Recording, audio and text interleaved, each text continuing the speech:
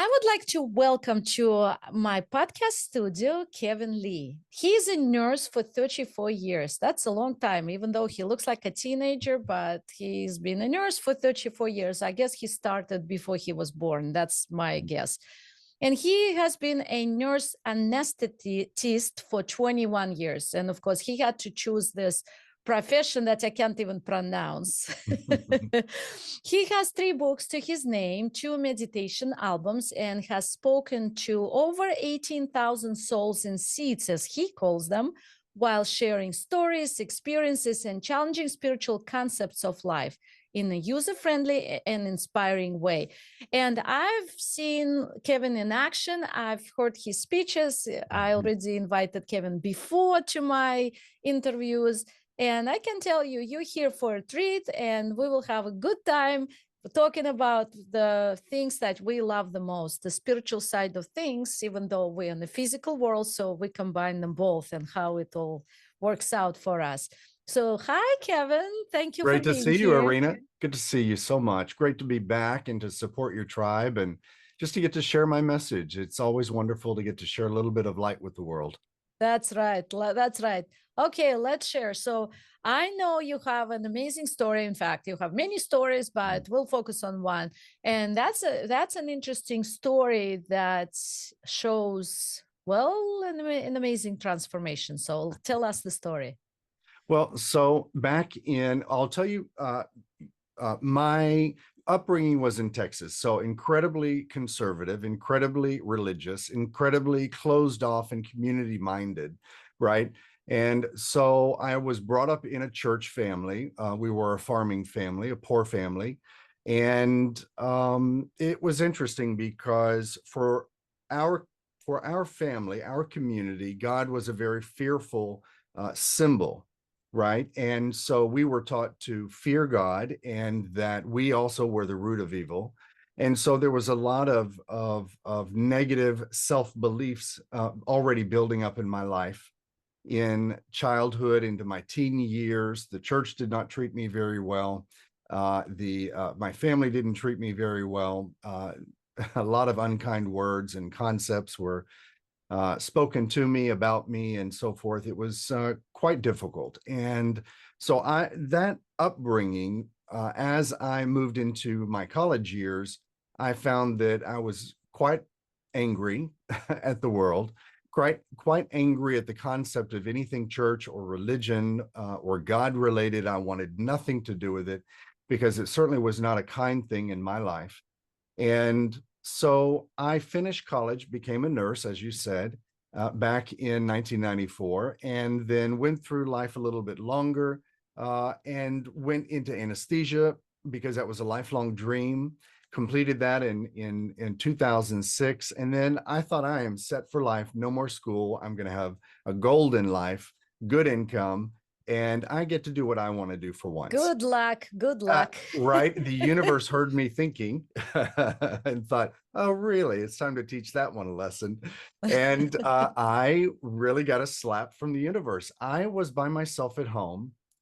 And this was in Fort Lauderdale in summer of 2007. And I don't know what I was doing, but I remember sitting at a desk and my mind was occupied, but I was by myself at home, and suddenly I could physically and electrically feel a presence come around me. It was almost like it washed over me and around me. It was very peculiar. And it was a sense of these bodily chills and a sense of a living electricity. That's really the only way I can describe it. And I instantly thought, is this something from Bible story? Is this something like that? Is this what they talk about? And I thought, well, I don't feel scared. I don't feel troubled by it.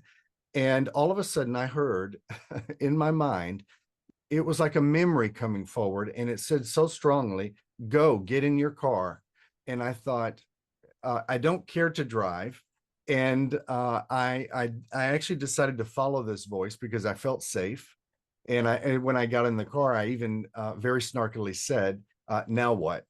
And Okay, now what? Let's stop there. no, As you know me already, I like to interrupt only because I want to get deeper into that point because it's so interesting and it carries interesting teaching point as well.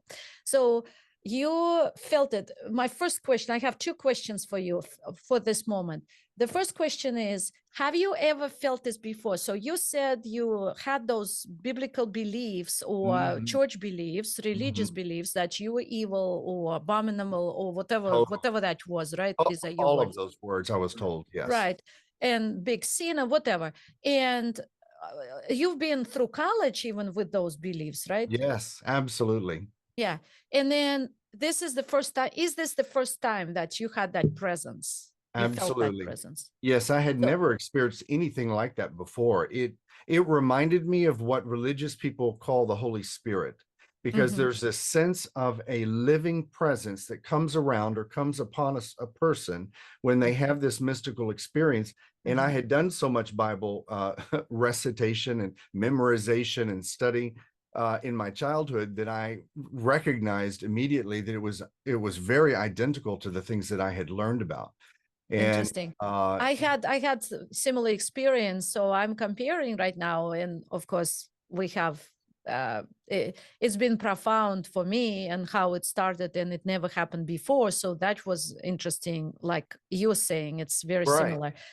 So the second question I want to ask, you already explain it very well in good words, in great Mm, image, but was what how can people know? Let's say you had your background. I didn't have my background in mm, biblical at all, any knowledge of that, because I came from Soviet Union. We didn't mm. have any religion whatsoever. Oh, So wow. mine was on empty, like blank slate. Suddenly I'm Really? having this. Yes. Absolutely. Right. But for you, you had this recognition. So for me, it was different in that respect. For you, it Mm. was recognition based on your previous beliefs. So how did you recognize? So that's the only way you recognize. Did you feel at peace? I did, because I remember being in that moment and I thought, is this something evil or is this something safe? Which is an interesting question, because that's how I Exactly. literally existed as a child. Are you safe to me or are you a threat to me? And so I constantly assessed my environments because of that. So I remember thinking, is this going to harm me, or is it okay, safe to be around? And I felt really safe. I didn't feel anything oppressive or anything foreboding. I didn't feel doom. I felt actually quite positive, and I felt very anxiously excited, if that's the way I can describe it. I felt Right. very energized, and I thought, well, I'm not scared, and so I'm going to trust it. What else do I have to do? And I Yes. trusted it. And And that's my whole point for people, for our audience to notice that how you recognize that mystical experience. Because mm, if you've never had it before, suddenly you have it, or maybe you had it before and now you're having mhm, again. So that's why I ask you to basically repeat stuff, right? Repeat your description sure. so people can remember that And you feel if I can, positive. if Uh-huh. I can add this, maybe this is a point of clarity. The experience wasn't fully inside me, meaning it wasn't something in my body. It was something that literally, it physically was around me. If I can describe it, it was outside of me.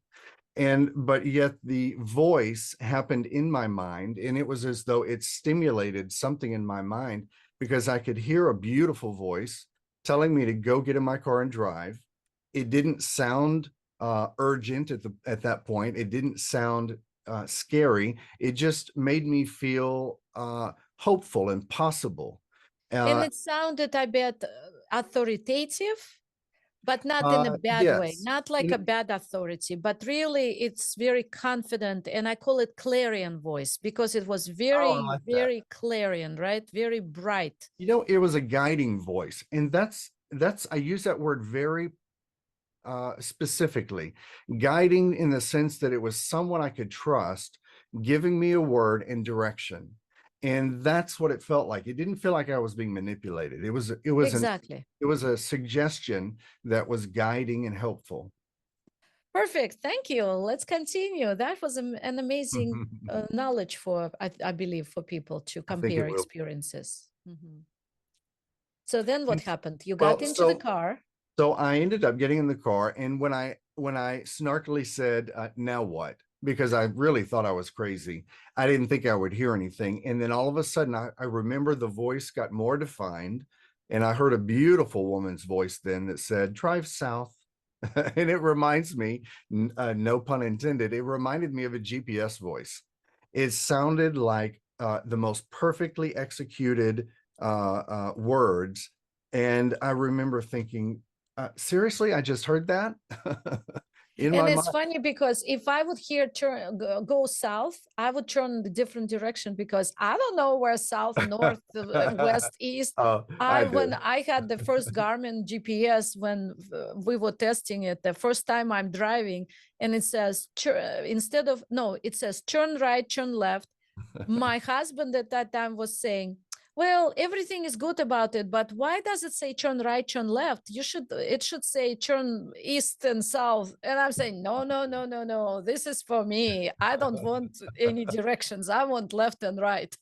I grew up on a farm. I grew up a Boy Scout, so I know my directions. Exactly. That's why. Here is another teaching point.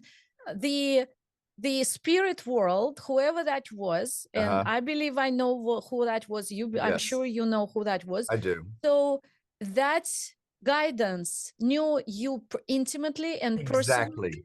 and used Exactly. your language. Because if they would Exactly. approach me, they would say turn left and turn Ex- right or go straight. Exactly. They would. And that's one of the Yeah, teaching points in some of my programs is that spirit will literally, they know what you're thinking. They know how you're programmed, and they know how to work with you, how to support you, how to exactly. guide you. And Exactly. so as I drove, I knew at the time I didn't know the direction at the time let's see, I think the best way to say it is this: when I heard drive south, I didn't realize at the time that the exact road to take was suddenly in my mind, but I remember just driving in that direction right by the airport, which took me right into a little neighboring town that was very quiet, very sleepy. I had never been there. And so I thought, why am I in this little town? There's nothing happening here.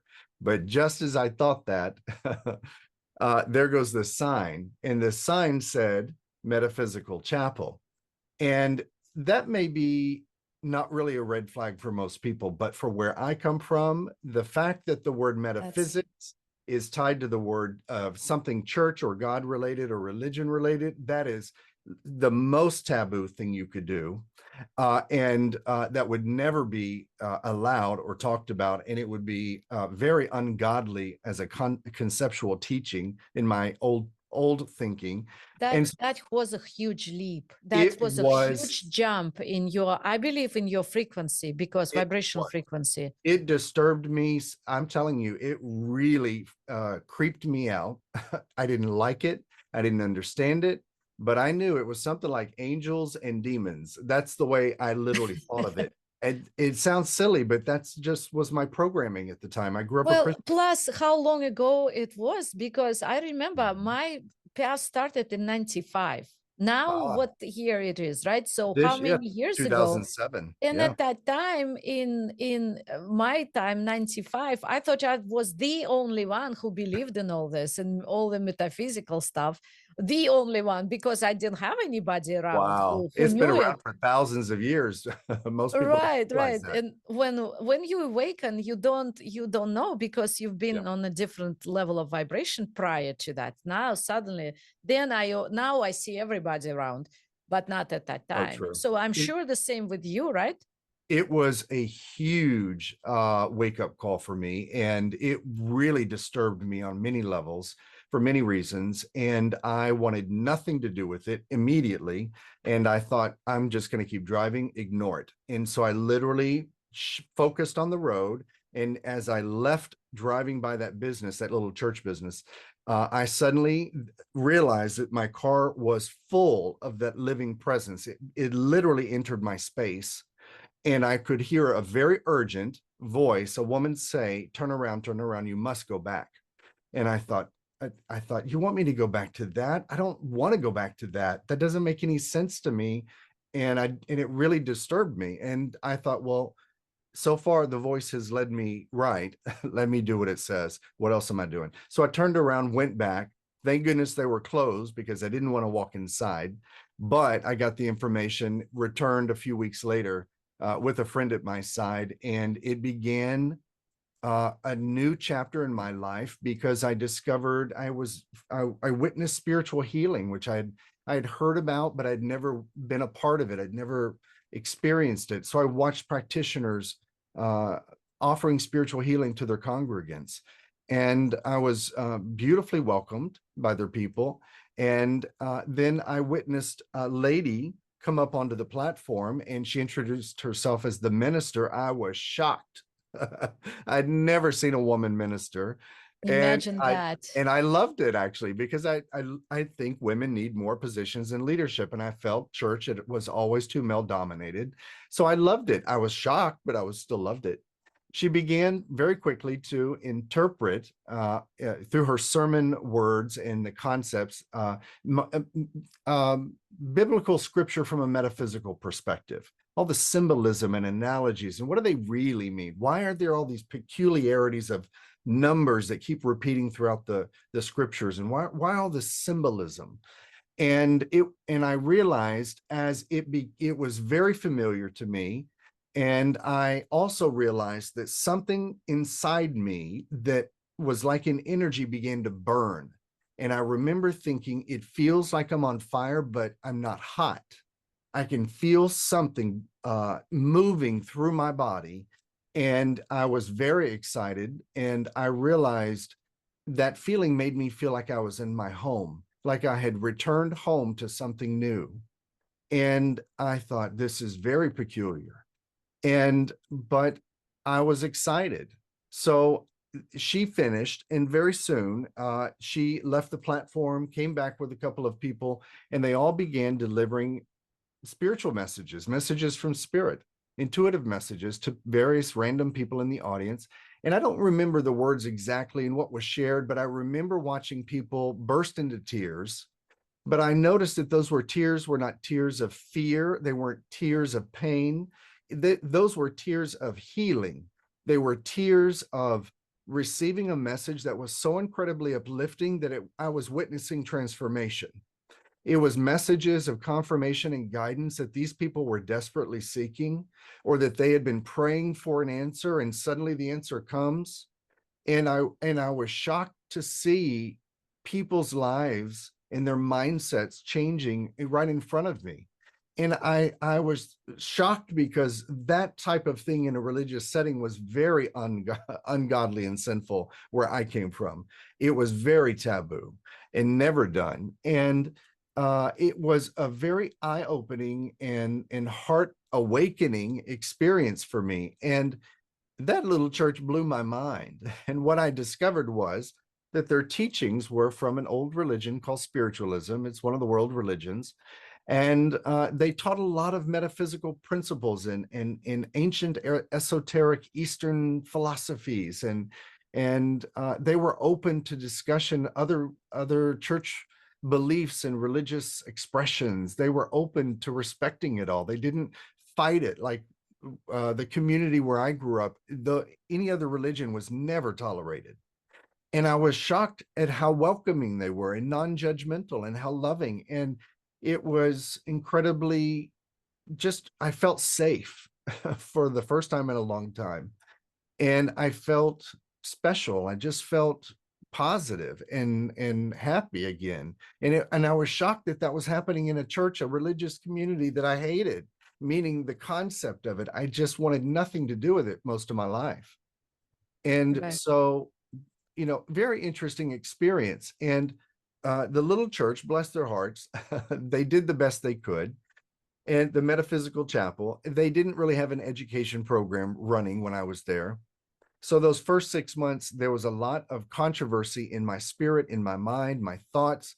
Is this of the devil? Is this godly? Is it going to harm my soul?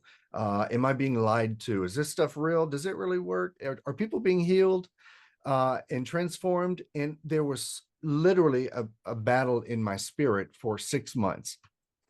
And towards the end of the 6 months, I had really begun to prove myself. I was a good speaker. People seemed to like me and want to come back to be around me. And so I tended to be a natural draw for people to come and listen to speak or teach a principle or something. And the minister had asked me to write a sermon. And I remember when she said that, I said, I'm not a minister. I'm not writing a sermon. And she said, you're a great speaker, and that's good enough. I said, well, what am I going to speak on? I don't know. I don't even know what you believe. And she said, Let's stop there. yeah, Sorry, because I want to stay a little bit on those 6 months, because I look at it as your journey, and we're dissecting your journey again to derive spirit teaching points. And so you spent 6 months and you were battling, and it sounds like basically it was the battle in the biblical ways, very demon much. with the God, and Exactly. It was.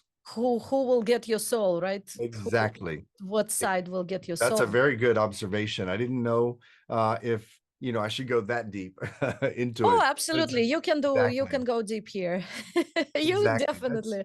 That's how I felt. I literally felt I was Mhm, being manipulated by forces, mhm. possibly that were not of a positive nature, and I just didn't understand anything different from the program of my childhood religion. Right. Yeah, Because you were in that energy, you were in that vibrational frequency of fear and sinful nature and all of that. absolutely. That was the ego that was so stuck in the old pattern, Yes. old beliefs from past lives and all that Yes. old existence. And then now you were awakened by the outside source because it was high power, Mhm. and you needed to get there. So it was the transitional period. That's why I wanted to stay on it. It's like you leaving Egypt, going through the desert, coming to the Oh, promised land what a beautiful analogy. on a That's exactly scale, right? right. Because Egypt was, I'm scared, I'm sinful, I'm nobody, God is punishing, and so forth. And Exactly. then I needed that transition, because nobody can jump from one state of fear and confusion No. immediately into the light and love, because it's too big of a gap Yes. vibrationally. And I know we would spontaneously combust if we would attempt to do that seriously, yeah, right? And so that's why you needed that period.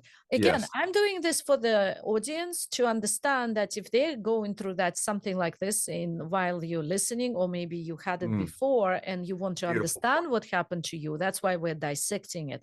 And Right. at another interview, I said, I'm glad we're not dissecting a frog. We're dissecting the story, right? I And love it. so, and so during this 6 month period, you had to decide, right? What side to stay there or let go, right? Mm, So during the 6 months, that was the decision. Who is going to win, and can I let go of the old, right? yes, that's exactly true. I really struggled. Remember, I said this little community did not have a proper educational program for their teachings. And because of that, the only experiences of knowledge and understanding and experience that I received was when I went to church on a Sunday, or if I served in a class or took a class, or maybe experienced a program that was offered by a visiting spiritualist minister or something. So there were a lot of moments where I began to witness people's lives change by these random teachers and ministers that would come through, and I would witness spiritual healing. I would witness intuitive messages brought forward. I would witness spirit communication, and that it was making a difference in people's lives, a very positive difference. And that was the embodiment experience I needed, but it still wasn't enough because I just didn't understand what was behind it all. What's really behind it? How is it really affecting me? And so it was way too superficial as experiences. And so towards the end of that 6 months, when I was asked to deliver a sermon, I was very opposed to it. One, I didn't feel worthy because, in my view, a minister, the only concept of a minister I had was a very angry, a yelling minister from a pulpit. that could espouse all of these amazing concepts and whatnot. And plus was also not like me. And so I never saw myself as a leader in a church. So I didn't feel worthy to even write such a thing and deliver it to a congregation.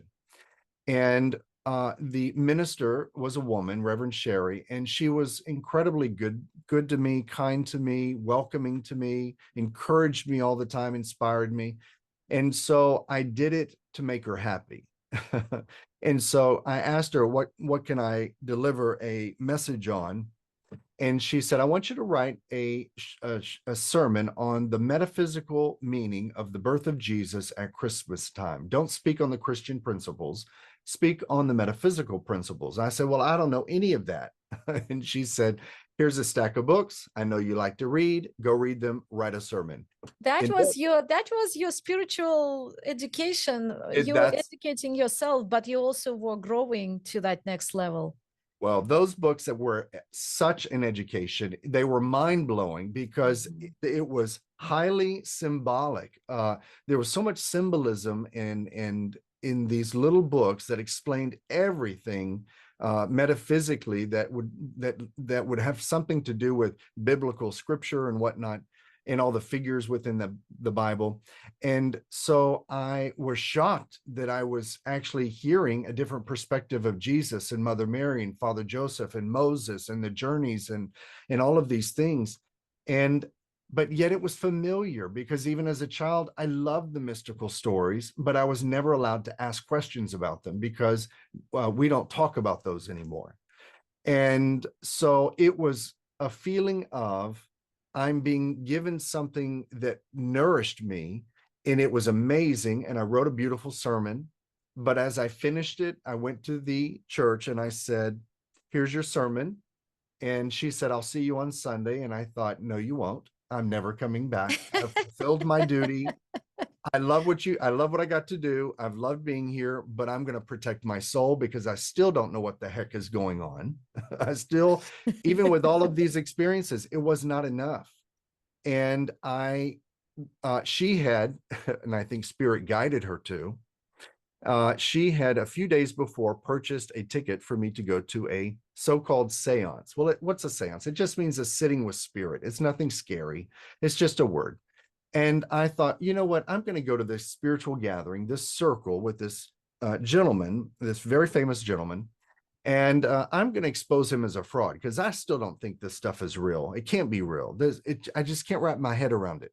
So I really went with a very poor attitude of catching a crook, and I was going to expose him for his behavior. And even though it might break my poor little minister's heart, I was going to show her that I knew better.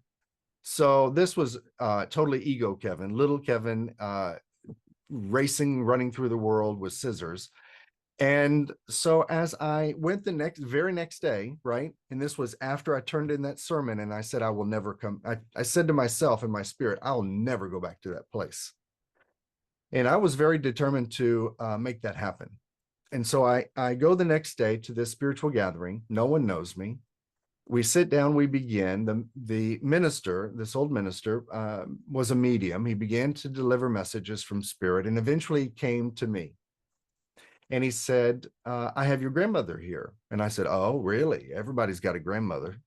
And he said, well, she's telling me she lived by a railroad track. And I thought, my grandmother literally lived next to a railroad track.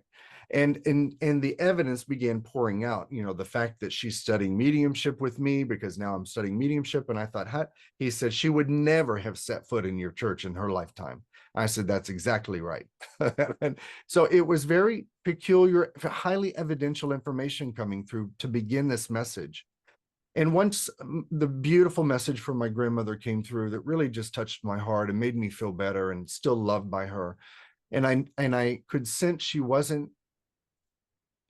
didn't disappear into the spirit world. She was somehow energetically present with this minister, bringing me beautiful messages of love and support. That meant a lot to me, but I didn't fully understand what was happening. And so he said, Kevin, I have a message for you. I'm not being silly because it's Christmas. but we have Mother Mary and Father Joseph here, and they're standing next to me, and they're telling me that they are working on a very important project with you, the first of many to come. And I thought, how does he know that? This is very peculiar, and what unusual timing for him to say that. And it was Christmas time. It was very close to Christmas. And he said, and he continued in the message, and he says, Mother Mary is saying she hopes you like the church that she guided you to. I thought, how does he know that? That was Mother Mary. I know Mother Mary. I don't pray to her, but I know of her. I know her story. I know the beauty and what she stands for. And I thought, this is so peculiar and so personal to me. And he said, oh, he was listening to her. He was very clairaudient, right? He could psychically hear her very clearly. And he was listening, and he said, oh, okay, I'll tell him. And he said, this is from her, not from me. And I was like, oh, uh-oh. And he says, she wants me to tell you, Kevin, you have free will as a soul on the earth. You can stay or you can leave where you're at. But if you leave, you don't realize your potential. If you stay on this path, in this community, you will eventually change the lives and touch the lives of tens of thousands of souls in your life. You don't realize your potential. We believe in you and we love you. And I can feel the emotion. That was the first time in my life anything religious, anything spiritual or godly had said such words of kindness and inspiration to me, and that they believed in me, that I had purpose and value. And it was incredibly shocking. I was literally speechless. I was in tears. I can feel it coming back because I'm already in that moment. It was a moment of literally my entering into the cave. It was my moment of death. The old was dying. Right. But also I could smell the fragrance of something godly, something more beyond me, something bigger and better than me was around me, was changing me. And it was that experience. When the ascended masters or an ascended master is present, usually you can smell the fragrance. It's not there, but you smell it, and it's very distinct, right? Fascinating. Yes, usually it's either roses or lilac. Yes. But it could be something else, but you will smell it. I was a mental health counselor, and I was with a client, and outside of my office, they were doing popcorn, making popcorn, and whole place smelled popcorn. But suddenly my client and I both smelled roses. And I said, can you smell it? Both of you. Right, the good perfume. And I asked, did you smell it? She said, yes, I can smell it. So for a moment, it wasn't long, but it was there because we knew an ascended master was That's present. interesting. I'm gonna teach you something, teach your viewers something. So what you both experienced in that moment of the presence of something mystical, right? Something beyond, something outside of you. You said you both smelled it. There's a physicality to the spirit phenomena, the manifestation. Right. So it's a form of physical phenomena, and spirit is influencing that. If you had told me only you smelled it, but your client did not, then it would be a little more subjective, but still it's something that you objectively experience. It's just the fact that it was both of you is an incredible sign of spirit manifestation in your room. Right. And as we are still on your story of 6 months, I still want to get to one more point with that transformation. If you knew that before, but you didn't at that time because you had to fight those beliefs, the old beliefs, and you still had to let go. So it's very simple to actually recognize, because it's either you feel dark and you feel scared and you feel all the negative emotions, how you felt before. And here you were feeling uplifted, expanded, positive, loved, guided, and so forth. Well, there is no, I say it with a quote unquote, right? it's no brainer that this is the right path. This is the right place for you to be. But you still had to fight it because the ego is fighting. The ego got used to the scary part, the fear, the darkness. And so the teaching point here for everybody, if you just look at yourself, look at your body, compare how you feel, which path is positive, or where you feel expanded and uplifted, or where you feel contracted and scared and not so good and down, right? So for And you, it was such a contrast, I see, right? tremendous. It was very radical. A lot of times for people it's not as radical, it's gradual, Right. but for you it was very radical. And it still took you 6 months to start believing, and it still took Did. you the medium person who Yes. had to prove it to you. Yes. And what's interesting, the way you described all of that, there's a very old scriptural reference. You even find it in other religions. By their fruits shall they be known. It's talking about the world of spirit. How do they influence you and how do they leave you? How do they leave you in a state of upliftment, expandedness, happiness, a state of healing and harmony? Or does the spirit leave you in a state of fear, separation, individuality, anxiety, darkness, if you will, a sense of doom? And so that's a great way for our viewers to who might not understand, well, how do I know the nature of the spirit that I sense around me, or that maybe I'm hearing from or something? And well, how do they leave you? How do their fruits taste? How do they feel? How do I feel around this spirit that keeps coming and supporting me? Do I feel uplifted, or do I feel a sense of dread? Right. And so Right. there's your answer. It's either positive or negative. And that's why I teach students how to develop, sensing, is something positive or is it negative?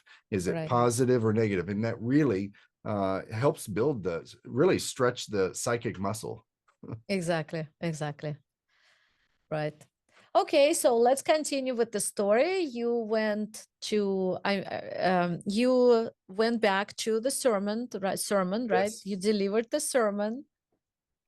Delivered that sermon. And so, the next day I went into that spiritual circle experience with one intention that was not very nice, really, to destroy the experience. And I walked away incredibly transformed with messages of love and hope, and that I mattered, and that I was loved by something spiritual.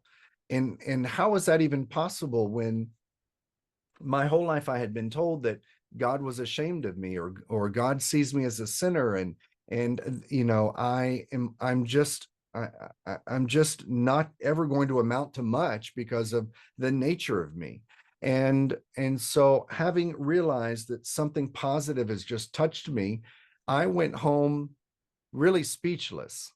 And I remember sitting on my bed crying, really heavy crying by myself. And I remember thinking, Kevin, why are you crying so hard? Where's this coming from? And what it was a release of a lifetime of energy and darkness. But it was Could we say lifetimes? I like that. Actually, yes, Right. it is. I do believe in reincarnation. And so this lifetimes of energy finally wells up, almost like a toxin, if you will, and it leaves, and the tears that remain and the crying that remains felt incredibly healing and happy and positive, but yet the tears were still flowing. It was a different state of being that was much higher vibrational. And I remember thinking, what is this? Why am I happy but I'm crying? And I realized I had been incredibly transformed, mind, body, and spirit, without even realizing it until that Exactly. moment. I Exactly. realized I'm not afraid anymore. My fear of death is gone, because I realize now that my dear grandmother, she may have dropped the body, but those stories are real. The soul continues on because the soul is an eternal essence. It's an eternal consciousness. My grandmother has not disappeared, which means I will never disappear. And then I remembered that love continues. Those emotions and the thinking and feeling and evolution continues for us. My nature, my soul will continue evolving and loving Irina, and will continue loving my family and friends on earth. And I can still, because I'm conscious, I can still communicate with them, right? Through dreams, through presence, through signs and whatnot. And we can be trained to communicate with those that have crossed beyond that change called death. And I realized that for the first time, everything I'd been taught was a lie. And I don't think they did it on purpose. I think it was a program that was so automated for this religious community, and most and many of them. It's just told over and over again, but they're not willing to experience and embody their own teachings. I was immersed in a strangely scientific way. I experienced spirit. And it was the evidence and the facts that came out of that experience that made me scientifically and intellectually feel, I think this stuff is real. I think my experience is a reality. And I have to embrace this reality because it's totally changed my perception of reality. And you know what? God does love me, because if that saintly woman, Mother Mary, can say she loves me and she's proud of me, who was always told I was an abomination and less than, unloved by God, I had no potential. If she can say that, then I know God loves me, and I'm not going to listen to all the others, and I'm going to focus Exactly. on this path, because I finally found a spiritual community that pours into me, a community that tries to lift me up and to heal, and they want the best for me, and they don't judge me. And it was exactly where I needed to be for my soul, for my soul's evolution. And it literally gave me purpose. I realized, if this experience with this old man, however he just did that and brought me beautiful messages, if that can change me and transform me profoundly, could I do that for other people? And it really got me to see that I could literally take my experience as my purpose in life to begin to help people identify, what do you want in your life? How do you want to spiritually express yourself and develop yourself? And let's work together, and let's work towards your life purpose. And that really is how my ministry unfolded. Right. And speaking about purpose, and that was the moment when Mother Mary approached you and guided you into the new vibrational frequency, the new life, new purpose. Totally. It is, I do believe that it was your contract. That moment, for some reason, we have to live first through whatever beliefs we had. We have to be born into the old, and then something new will come up. Mm-hmm. So it's not, I believe that it's not that you start a new life and everything is new. No, karma follows. You still have Yes. to pay those dues somehow, Yes. because I was in Soviet Union. Why would I be there for 25 years and then came to America at 25 and woke up and had that mystical experience, the same similar to what you're describing, not exactly, but still. Yes. And that means we still had to experience that experience that darkness, that fear, whatever that was. And then by contract, that moment arrived, glorious moment when everything changed. You and I wouldn't be who we are today if we didn't have the upbringing in Russia, in Texas, in communities or families that might not have really supported us, or might have harmed us, or whatever. We need those experiences.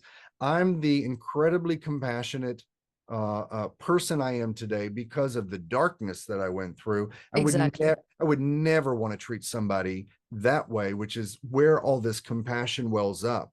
And so I didn't have compassion growing up, and I was constantly living in fear.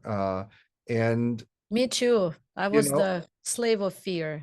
Used to say queen of fear, but I'm thinking, oh, queen, we it's really are fear. slaves of fear. We were slaves of fear, yes. And so, we wouldn't be who we are if I had grown up in a beautifully loving family, maybe Right. that was open to all religions. Would it have created this fragrance of Kevin that exists today to serve the planet, actually it would not.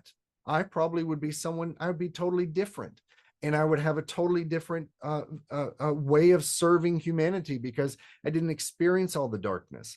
And it's Right. the pain that gives you the purpose and provides a platform for serving and for your soul's karmic evolution and things like that. So we really do, you know, my soul chose my family, my difficult family, my difficult situations. I needed that to experience that so I could hopefully discover a new reality, which happened in 2007. And so my soul, my contract, if you will, my divine blueprint was, hopefully he will embrace this experience. We'll present it. and Right. and I think our soul gets to choose. I don't think we're mandated to walk through doors. I think our souls choose to We have choose. experiences, Yes. and they allow the humanness of us to decide, do you want to give up or do you want to fight? Do you want to walk through the door or walk away? And I chose to walk through the door. And I Right. could have walked away. They would have, then spirit would have represented the door again later, that experience of something profound or something challenging. I'd have to learn from it. So karma doesn't disappear. We do have to address it. It will come back to us in life. 100%. And talking about choosing parents, my daughter, she's 15 right now, but my daughter, when she was young, yeah, much younger, she said one time, I didn't choose parents. I said, oh, you did. Oh, you did. Don't Yes, we even did. go there. Not with me. So from Exactly. that point on, she would never say, I didn't choose you guys. I Oh, yes, love you it. did. You can't argue here. It's non-negotiable. You Love chose it. your life, you chose your everything. Well, your karma follows you, and you might think you here by accident, but not at all, not at all. Well, So that's we could talk forever, and I know we we could. already had previous discussions, amazing discussions, and now it's been very enjoyable time with you. So thank you for that. You're so Uh, welcome. where can our audience find you? What's your, Right. do you have a free offering, free gift for us Absolutely. to? You know, I do, and it's actually purpose oriented. So the thing that I like to do, so when I talk about life purpose discovery, a lot of the questions center around, how do I know if this is really my true life purpose? Well, I put together this beautiful purpose discovery toolkit because it has a lot of the questions that I've been asked by clients and audiences. And I decided, because I love guiding people through experiences. So in this purpose discovery toolkit, they're going to get a wonderful PDF journal workbook that has 4 very important questions that lead you in a very unique way. I have taken those questions and concepts and placed those inside of a beautiful, and I'm very proud of myself. This meditational video is actually a lot of drone footage that was filmed. It was us walking through Muir Woods in California. It's an actual place that we visited and filmed, and I've created this beautiful hypnosis guided, I call it a forest bathing visualization for your purpose. And literally, you can keep your eyes open and watch the beautiful video, or you can close your eyes and listen to me guide you through a forest towards your purpose, discovering what excites you. What have you forgotten and placed on the shelf called someday? And what might you take off that shelf that is inspiring to you? And how could we work with that in your life? And so the meditation is about 15 minutes, but it truly is a beautiful experience that goes great with the journal workbook of questions and quizzes. And I think your viewers will really enjoy that. So what we'll do is we'll provide the link for that so that they can partake, and it's free. It's my gift. I love to do that. And just, they can stay in touch with me by contacting me through my website, iamkevinlee.com. Pretty easy. And of course, I'm on all social media channels, and you can track me that way as well. But we'll share those links and touch points as well. And thank you so much, Irina, for just this opportunity to really educate. It's one thing to just talk, but it's another thing to go deeper in and educate viewers what's really going on when this person tells a story. So I really appreciate allowing me to go deeper into my story and the time we had, because I truly believe that people deserve to know truth at a deep level, and it's not often we get platforms such as this to share in a deep way, a profound way, things that are very personal, right? And so I appreciate this opportunity. Thank you. Thank you for saying all this, your kind words and your beautiful presence. Thank you. And yes, it's the purpose of this work is to help people. I believe we're the pioneers because we Yes. started a long time ago. And as pioneers, you usually walk through the forest. There is no path in front of you, or there is a path that it's not as big, wide road. Now people are waking up in mass, Mm. and now there is a bigger road, the wider road. So for us, I believe it's been harder. It took me 30 years to arrive where I'm now. I wouldn't exchange those for anything, but it's 30 years. And now I can see in my clients and around me, people are changing very fast like that, very fast. Mm. Fast. And it's different because somebody had to start, somebody had to do it before. And now we can teach others and help others to Wow. make it easier, right? To distill it Oh, into points that we had to believe in and realize and all of that. Now we can just share and people can take it and run with it. love that. Absolutely beautifully said.